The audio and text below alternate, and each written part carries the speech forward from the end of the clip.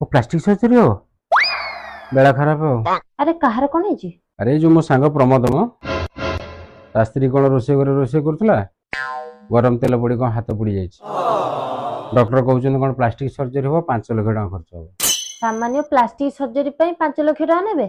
अरे मूर्ख plastic surgery हम सामान्य कौन।